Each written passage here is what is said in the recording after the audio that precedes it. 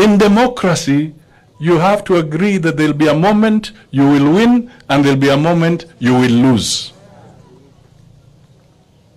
So I respected the wishes and the will of the people of Sabatia at that time.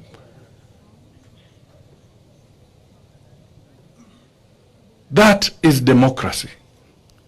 And that is why we are saying that even for Raila, if you're a true Democrat, respect the will and the wishes of the people of Kenya.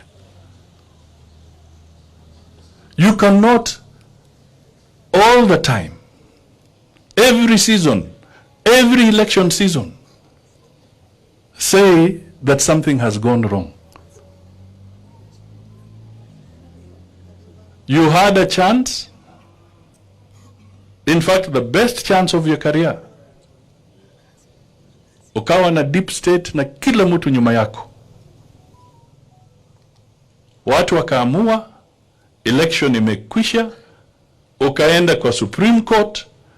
Supreme Court wakaamurisha kwamba their servers should also be opened. Unajua watu wanasahau. Anauliza kile Supreme Court ilikuwa tayari imempatia. Supreme Court ilikuwa imempatia nafasi, wakaamua kwamba waende wafungue servers.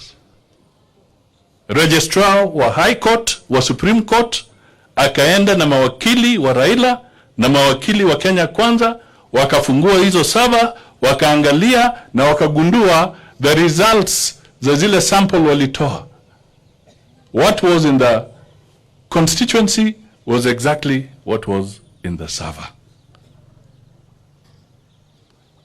So, Raila is not being honest when he says, open the server, because the Supreme Court granted him that opportunity and the servers were opened.